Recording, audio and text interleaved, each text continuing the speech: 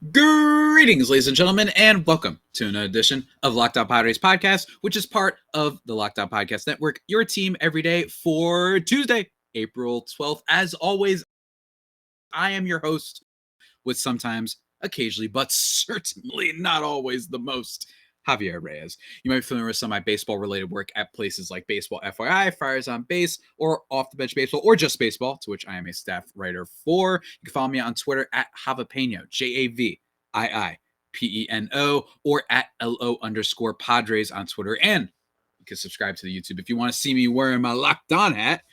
And I'm gonna start rocking some more hats. Right? There's one hat that I can't rock because it would annoy a lot of Padres fans, I think. But there's one that's a. Is it okay if I wear my classic New Orleans Hornets hat? Is that okay? It's yellow. Hopefully that doesn't annoy you guys. But check out the YouTube to see what my decision ends up being, guys. And also, of course, thank you for making Locked On Padres your hashtag first listen of the day. We are free and available on all platforms. And today's episode's a nice, juicy one. All right. Why am I late on this? Because look, content sometimes gets a little weird, man. I should have done it before the season, but we're doing it now. And that is because better late than never, right? And what that is, we're going to be breaking down the Padres starting pitching rotation compared to the rest of the National League West, determining who I think has the best starting rotation, and maybe getting a little bit on the bullpen side of things too, and just breaking it all down to see what the Padres have going up against them. So let's do it. What are we waiting for? Let's rock, everybody. Let's do it. Let's start first by talking about the Padres. Okay, the Padres this year, and I mentioned this on yesterday's episode, the Padres are expected to be a team that relies heavily on their starting pitching. Yes, you have your Manny Machado. Yes, you got the Mr. Luke Voigt. Oh, man, I'm so jazzed about that acquisition. Yes, you got Jake Cronenworth, and hopefully Trent Grisham can bounce back. But then, you have the first baseman, you have Will Myers, who have struggled out of the gate and are probably expected to not be the best contributors offensively this year. And you have guys like Ha-Seong Kim, CJ Abrams, who are good defensively, or at least Ha-Seong Kim we know is good. You've got some question marks there, and then you've got Jorge Alfaro, and then you've got Matt Beattie. Just not a lot of proven stuff, especially with Fernando Tatis Jr. being out of the lineup. So everybody is kind of, I think, in agreement that that's kind of the mold for the Padres. Dare I say they can maybe be a better Marlins, right? Because unlike the Marlins, at least we have a couple certified stars in Cronenworth and Manny Machado, right? The Marlins, it's like, I mean, Jazz Chisholm's kind of interesting. Might be a little bit too young to be, maybe a little bit more flash than the merit so far, at least at the beginning, at least as of right now. It's the new year, anything can happen. And then you've got Jorge Soler and Avisail Garcia, a little bit better of a lineup for the Padres than the Marlins. But in terms of like a better version of that, where that team's going to be counting on their starting pitching too, I think the Padres have a great rotation, and it's primarily expected to be Yu Darvish, Blake Snell, Joe Musgrove, Sean Manaea, and Nick Martinez to start. Now, maybe those names weren't all Cy Young winners, right? They're not guys that are all in your Cy Young bracket, right? They're just not. Like, I get it, and it happens. But I just think that they're all really steady. And I think any rotation, they just made the acquisition of Sean Manaea. I think that acquisition was slick. They gave up, not too much, in my opinion, for the return. Urias Angeles, I believe, was one of the prospects sent over. But I thought, you know what?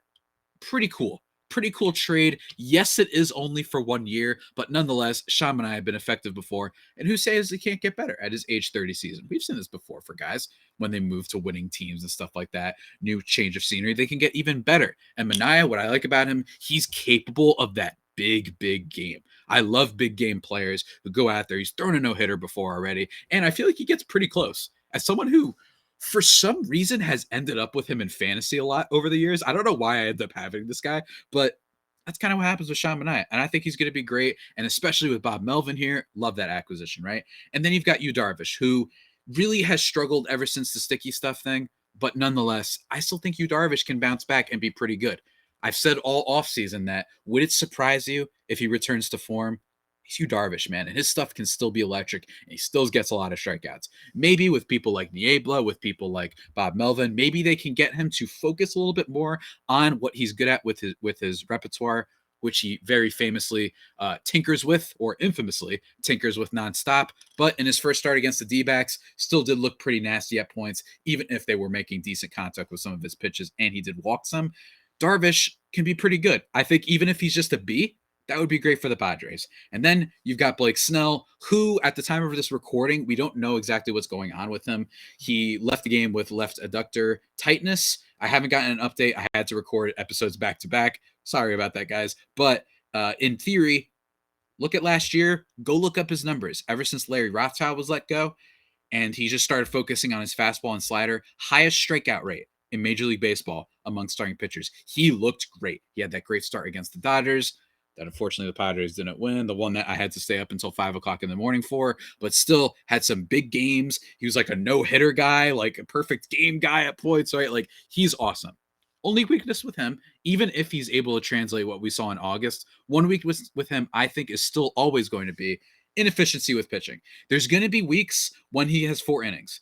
Could be 4 great innings, but there are going to be weeks where he goes 4 or 5 innings, maybe consecutive starts, and maybe isn't able to go 6 or 7 because he nibbles sometimes with his batters, right? They're able to foul off his pitches and whatnot, and that's just what happens. Sometimes he doesn't always get them to chase. That's what we saw happen last year. Hopefully he can improve with a better coaching staff as well, but I still got to bet on to bounce back. And then you got Joe Musgrove. Oh, Cotton Eye Joe. I love this guy. And what I love about him the most about last year, what I loved about him the most, Joe Musgrove, I'm going to pull this up actually, is a lot of the reason he started getting a lot more hype is because he was literally changing his pitch mix heading into 2020 during that season, throwing the curveball a lot more. Because for those unfamiliar, Joe Musgrove isn't a guy who overpowers you with stuff. And he's not necessarily a Zach Davies either, where he really just nibbles the same area. It's just that his movement stuff, his breaking stuff is so wipe out that he's been able to adjust for the fact that his fastball velo isn't exactly what's killing guys. And I am expecting him. A lot of people might say, oh, we have to see, is he going to be able to do it again? I am arguably the most confident thing next to Manny Machado being good this year is Joe Musgrove. I think he's going to be phenomenal. In his first start, nobody was making contact on his breaking stuff. I mean, he was just wiping guys off. Granted, it's the Diamondbacks, but I think he's going to absolutely replicate it, and he's going to be fantastic. All right, and then and what I liked about him, by the way, I didn't finish my point, was the curveball is his wipeout pitch, but he actually throws his slider a lot more. And so far, he's been throwing his changeup. And last year, if I have it correct, let's see. Last year, slider he threw about 27% of the time, and then his curveball was 23%, which compared to the year before, everyone thought it was just going to be the curveball.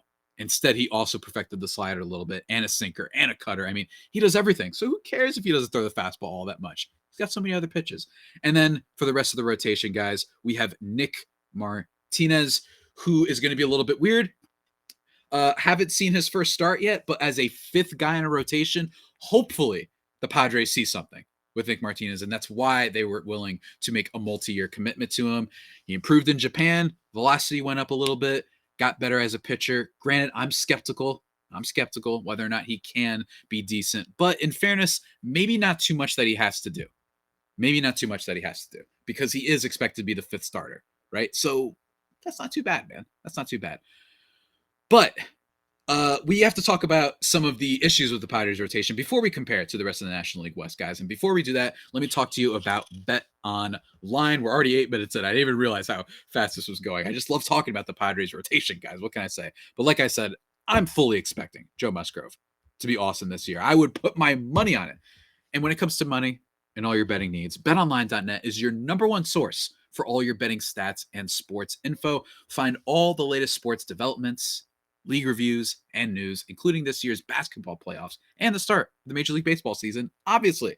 All right, you can find everything you want. BetOnline is your continued source for all your sporting wagering information, from live betting to playoffs, esports, and much more. Head to the website today or use your mobile device to learn more about the trends in action. BetOnline, where the game starts. Of course, guys, thank you for making Locked On Padres your hashtag first listen every day. We are free and available on all platforms. Before we compare exactly to the rest of the National League West, and we're going to in just a second, Mike Clevenger is a name I haven't talked about, and Blake Snell are kind of in the same boat where they're both hurt right now. And that is what determines whether or not the Padres can have the best starting rotation. We're going to have to see how Mike Clevenger comes back from the IL and how much can he give us. Is this just going to be a total loss that I actually don't blame Preller for. You can't predict Tommy John surgery. You know what I'm saying? Is it going to be a total loss, or can he at least give us this 1 year of pretty good pitching before he heads into free agency? Because after all, at the time the Padres acquired him, he had the 5th lowest ERA among qualified starters since 2017. So they acquired him in 2020. So since 2017, the 5th lowest qualified ERA. I bring up when they acquired him because he basically hasn't pitched all that much for the team. So I know that it sounds like I'm, cherry picking stats, which I am to a degree, but that is because he literally hasn't pitched as much. And when he was pitching, he was one of the best, right up there with Verlander and DeGrom and Scherzer and all those guys, right? So that's the big question mark with the team. And then you've got Nick Martinez and whatnot. And I'm going to mention also why I think the Padres rotation is going to be even better in just a second. But let's talk about the rest of the teams in the National League West. All right, let's start first with the Arizona Diamondbacks, who I think is going to have probably the worst rotation, in my opinion, because I'm not totally sold on Madison Bumgarner. Just kidding. Obviously, I'm not sold on Madison Bumgarner. Luke Weaver, Merrill Kelly, Caleb Smith, who the Padres just roasted to a crisp on the Sunday game. Absolutely lit him up for a grand slam off with Profar. Jorge Alfaro hitting home runs. He's not very good. Bumgarner at this stage of his career is not going to be good either. And Zach Gallen, in fairness, he's coming off some injuries, but he also struggled when he came back last year. Granted, it was not too much of a showing, but even still, 4.3 ERA. So are we sure that he's going to be, awesome? I just want to see it a little bit more, in my opinion, a little bit more from Zach Gallen before we can say. I think he has the stuff, but I am wondering, 23 game appearances last year, 43, over the course of 121 innings. He did have a 4.3 ERA. Maybe he's still recovering from his injury, but I'm just saying it does deserve to be brought up that he, has. It's taking him some time to reclaim his form. That's just what happens when you have injuries sometimes. But anyway, that's really the only plus pitcher they have. So in my opinion, Arizona Diamondbacks, the worst. San Diego Padres, definitively, this ain't going to shock any of you that are listening or watching right now, better than the Arizona Diamondbacks. In my opinion, the 4th place goes to the Colorado Rockies. As much as I would love to say the Los Angeles Dodgers right there, you can't, right? The reason I put the Colorado Rockies there is because I actually think that they have some starters who can eat innings at least, that won't get totally torched. Guys like Kyle Freeland, Santazella, and Austin Gomber, who they acquired in the Nolan Arenado trade last year, or Austin Gomber in the 2020 season. He had a 1.86 ERA in 29 innings. And last year, 4.5, but it's been a little bit better, and he's a young guy. So I at least like that. And German Marquez, while the ERA doesn't show it, that is because it's really hard pitching cores. And in just his one game this year so far, 7 innings, 0 earned runs allowed. If I'm not mistaken, how can I find his last start? Why isn't it letting me show German Marquez last start? 7 innings, he'd allowed 1 earned run, my mistake, with 0 walks and 5 Ks against the Los Angeles Dodgers. German Marquez, his ERA is a prime example of why you can't just go to ERA when you're looking at starters. If he wasn't in Coors Field, and if he didn't have guys like Charlie Blackmon and some of their other minor defenders that they've had there over the years, with the outfield gaps, I think German Marquez would be it sounds crazy, but a Cy Young candidate if he was not in Coors Field. In either league, American League or National League. That's why he's been propping up in trade acquisitions so much. He is capable of big games and against big teams, even at Coors Field. So, in my opinion, he's better than Zach Gallen right now. And I think that the rest of their back end guys can be pretty decent. And their bullpen with guys like Daniel Bard, such a great story at 36 for him to come back and find success. I put them at 4th in the division. All right. But now we get to the juicy part. All right. Let's talk about the Dodgers and Giants. And first, let's talk about the Giants, because the Giants are less hatred. I'm going to save the Dodgers for last. Let's do it. The Giants have, in my opinion, I'm going to say it right now, just one of the smartest rotation people. Like they just know what to do with pitchers. I don't think that this is any breaking news, but DeSclafani, Logan Webb, Carlos Rodon, Alex Wood, Alex Cobb, Sammy Long. There is a lot of good stuff here. They even have a nice prospect in Camilo Duvall that's debuting. He's their closer. They got a lot of good stuff here. Yes, they lost Kevin Gausman. I understand people might be saying, "What the heck, man?" But they lost Gausman. They've minused. Yes, but that is Also has to be taken into account that Logan Webb has emerged as a true ace. Yes, he hasn't pitched to all that much success, granted, over the time frame, but 3.03 in 148 innings last year, 158 strikeouts in those innings. His stuff is crazy. He's gotten better and better. In his first start, he went 6 innings, gave up only 1 earned run on 5 hits, walked 1, struck out 3. I think Logan Webb's going to be awesome. I really do. I think he's going to be awesome. And then DeSclafani, low key, very effective starter. And he was effective before the Giants even acquired him, by the way. It's just that in 9 games for the Reds in the shortened 2020 season, he had a 7.22 ERA. And I think people let that sway them and say, oh my God, he's nuts. Then last year, 3.17. Very sneaky, very underrated pitcher. And then you've got Carlos Rodon, who, when healthy, is sensational. And I'm recording this on a Sunday. His first start for the team, 5 innings, 1 earned run on 3 hits, 2 walks, and 12 strikeouts. When Rodon is healthy, I actually think, we talked about Bet Online before, he's a sneaky guy to bet on for the Cy Young, I think, in my opinion. Everyone's going to be gravitating towards Logan Webb for good reason, a Walker Buehler, who we'll get to in a second, some of the other guys like Max Fried, right? But I think Rodon, if healthy, wouldn't shock me, man.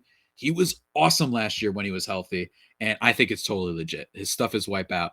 The health is what matters. So it's a lot of questions there. Alex Wood, for longtime listeners of the pod, was one of my top acquisition targets for the Padres. I thought he was going to be awesome. I wanted him or Alex Cobb. I wanted either Alex. And Alex Wood has been a steady starter, and I just think with the San Francisco Giants, last year, 3.83 ERA over the course of 138 innings. I don't know totally that much info about him off the top of my head. I think he's steady, and I like when the Giants bring in steady arms because they know how to make steady guys become great, right? That's what they've shown over and over again.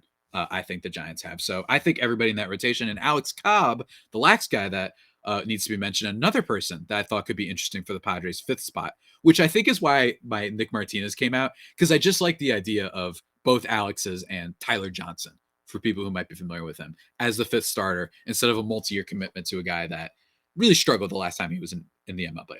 But Alex Cobb, apparently, reportedly, we haven't seen him in his first start just yet. We're probably going to see him against the Padres. Hopefully, by the time you guys are listening to this, he just got absolutely lit up and you guys can shut me up. But, his velocity's been seeing an uptick. His highest that he's had in a long time, but since back in Tampa, from 93 to 97 is what they're saying. So he's very, very interesting. And I can't wait to see what happens there. And the last rotation, of course, guys, is the Los Angeles Dodgers. Not much needs to be said about Walker Buehler. In my opinion, out of every pitcher in this division, he is the best pitcher.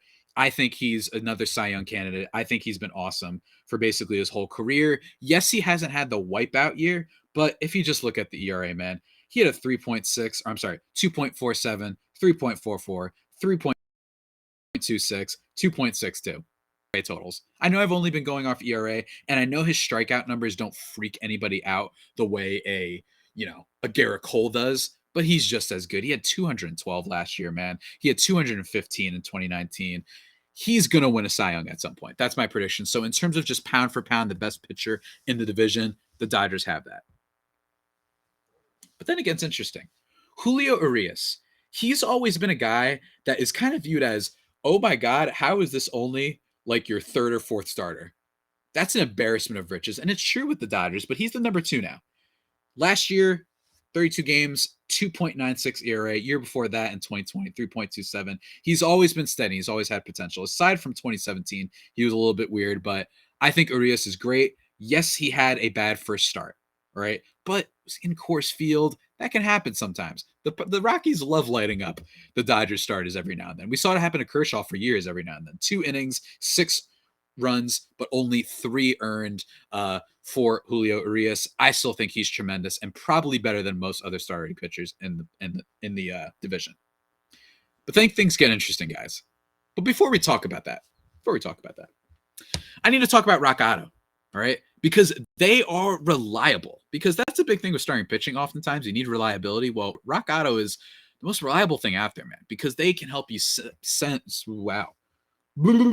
They can help you save up to 30, 50, and even 100% more for the same parts from a chain store or car dealership. For example, their Honda Odyssey fuel pump is $353, but I'm sorry.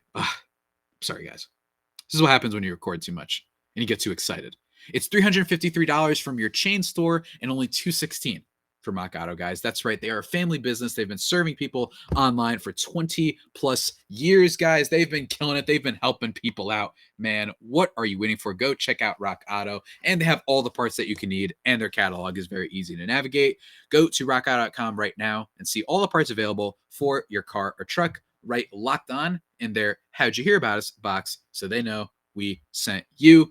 Amazing selection, reliably low prices, all the parts your car will ever need. rockauto.com. And of course, thank you guys for making Locked On Padres your hashtag first listen every day. We are free and available on all platforms. Let's get into the juicy bit before where I give my take on who has rotation or is going to have the best rotation in 2022. This is where I think it gets interesting. Clayton Kershaw is their number 3 starter. He's a first ballot Hall of Famer. There's no doubt. And he's a great guy to have as your number 3. But he's had a little bit of health issues that should be brought up, I think, when discussing the rotation. And he's lost a little bit. Now, don't get me wrong. Clayton Kershaw is still a very good number 3. But it's worth bringing up. And what I mean is on a 1-year deal, it would not shock me if we get a fine year from Kershaw. Maybe high 3 ERA, maybe a 3.7, 3.8, and maybe his strikeout stuff isn't there. Still going to be effective for them. He's a legend. He's a Hall of Famer. I know he chokes in the playoffs, but he's a Hall of Famer. Still pretty good as a number 3. But this is a stacked division. And then after that, Andrew Heaney, Tony Gonsolin, Brusdar Graterol maybe, David Price potentially, although he's basically a reliever now. And then Danny Duffy. You got Danny Duffy in there, Caleb Ferguson, Tommy Canley, Dustin May, who's still recovering from an injury. I think Dustin May could be interesting, but bottom line is this. Andrew Heaney, the last time he was seen, unfortunately, was kind of getting choked up and tearing at Yankee Stadium. I don't know what to expect out of Andrew Heaney. Maybe the Dodgers can make him better, but I don't know how much better, really. That's my thing. And then Tony Gonsolin, I mean, he throws hard, but are we sure he's going to be a really valuable back-end starting rotation pitcher? I don't know. I think that there are genuine question marks here. And I don't think these guys are as proven. So it's for that reason I'm going to go bold. And in fairness, this is a game of inches. I think there is a very fair argument to be made that the best overall division in terms of starting pitching in baseball is the National League West. I do believe that. I do. I think that NL Central, yes, they have the Brewers, but the Cardinals, they decided that Steven Matz was the only thing they were going to spend money on. He got lit up in his first start. Jack Flaherty's still hurt, and they're counting on Wainwright to be able to be at 43 years old or whatever the heck he is to be the anchor of their rotation.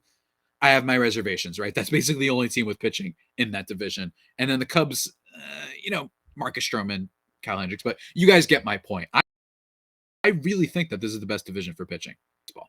And I don't even think it's that bold to say. So remember, this is a game of inches. I have the Los Angeles Dodgers as number 3 by just a little bit as a complete rotation. Maybe it won't matter because of how good Urias and Walker Buehler are, but I'm going to be bold on here, guys. I haven't been bold enough lately. I haven't been giving enough takes for you and predictions. So I'm going to say third best rotation in baseball is the Los Angeles Dodgers, even if Walker Buehler ends up just winning the Cy Young this year. That's just my opinion. And then number 2, I'm struggling. This is hard. But I'm going to go with the San Francisco Giants. All right? It doesn't make me feel great to say this, but I'm feeling bold. I'm feeling fresh today, guys. The reason I'm going with the San Francisco Giants, and then, of course, to coincide, the San Diego Padres for the best of it rotation in the National League West, is because I have a little bit more faith in the wild cards. I think that Orion Weathers, Nick Martinez, and most importantly, Mackenzie Gore, those 3 are a little bit more interesting as the back end lottery ticket. Hopefully these guys can at least deliver something than people on the Giants. In my opinion, it's very close. I think that the Giants guys are right there, but in fairness, Logan Webb is basically last year the first breakout for him. And in fairness, Alex Cobb has struggled with staying healthy for a while.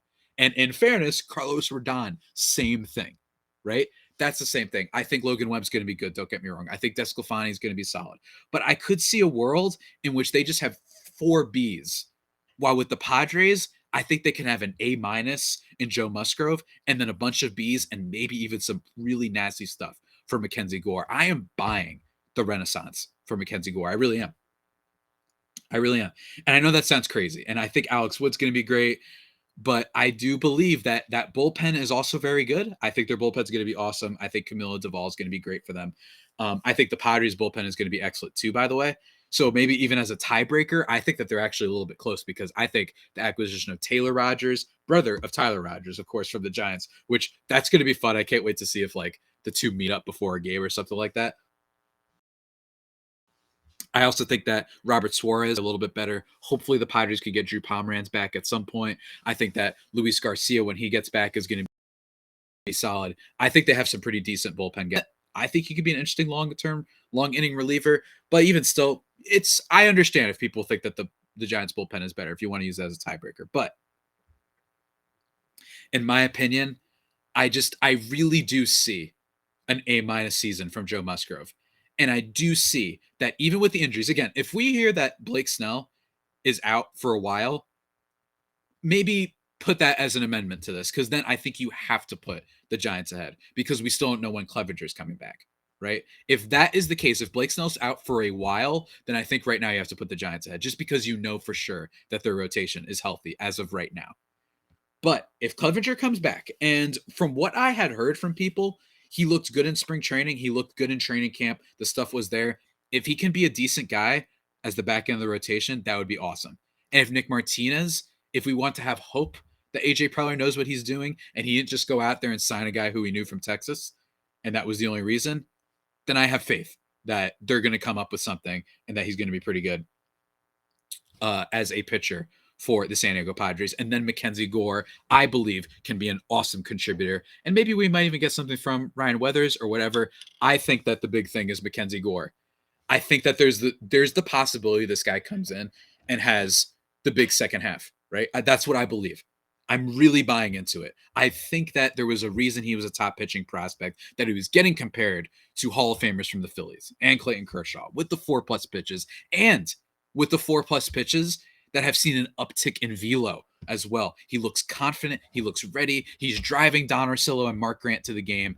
I think that if Mackenzie Gore's called up, depending on if Blake Snell's out and whatnot, I think he's going to be at least pretty good. I think that there's a reason to be hyped about it. He was a top pitching prospect, fell off earth, but now he's back. And he fell off because things were just weird. It was weird what happened with Mackenzie Gore. Every prospect analyst you talked to, it was weird. They hadn't really seen anything like that before. So that's why I'm buying in on the Padres. I think everyone could be a B, and I think Musgrove an A-. And I think that the most exciting upside play in the division is Mackenzie Gore. Feel free to capture this. Even the Dodgers fans, feel free. And roast me into oblivion. Roast me like Anakin Skywalker at the end of Revenge of the Sith. Roast me like the beginning of Batman Arkham Knight when they cremate the Joker. I probably should have put a spoiler warning before that. My apologies. Granted, the game came out in like 2015, 2016, but even still, my apologies if I spoiled the Dark Knight, Arkham Knight for you. It's the beginning of the game, in fairness. It's like the beginning of the game. It's more of a spoiler of Batman Arkham City, actually, the second game in the trilogy. But anyway, enough video game talk. Just roast me to oblivion if I'm wrong about this, guys. That's my prediction. Padres will have the first best rotation in National League West, one of the best rotations in baseball, potentially, and following them, the San Francisco Giants, and then number 3, the Los Angeles Dodgers. I know that sounds like Dodger hating. Let's screw it, man. I got it. I'm the Padres host. What do you want from me? Hey, what do you want from me, guys? And with that all said, that basically sums it up for today's podcast, guys. Before we kind of conclude, let me just tell you, go check out Locked On MLB, hosted by Paul Francis Altman. But please call him Sully. Please do that, guys. I'm begging you, call him Sully, where he brings you on a whole unique perspective and road trip in the major leagues, both past and present. It's free and available where you get all your podcasts. In terms of the future of this podcast, at some point going to be doing a fun top 10 baseball movies bonus episode, but of course going to be breaking down things. Going to be reacting to Nick Martinez's start tomorrow probably, as well as any Blake Snell news we get, whether or not Mackenzie Gore is called up, whatever happens, going to be reacting to it and giving all sorts of takes. Maybe down the line, I need to do a breakdown of who has the best lineup, right? And I'm not going to lie, spoiler, probably not the Padres. It's probably not the Padres, but we're still going to be breaking down the lineups and all that stuff as the season goes along, guys. So exciting. And with that all being said, guys, That about does it for today's edition of the Locked On Padres podcast, the only pod that may be better than the Padres themselves. Remember to subscribe wherever you get your podcasts from. Let's get to that 300 subscriber mark on YouTube. Send me your comments at Javapeno on Twitter, JAVIIPENO. I've been tweeting a lot more lately from the Locked On Padres account at LO_Padres. So, of course, follow that. And until next time, stay safe and, of course, stay faithful. My Friar Faithful homies, take care.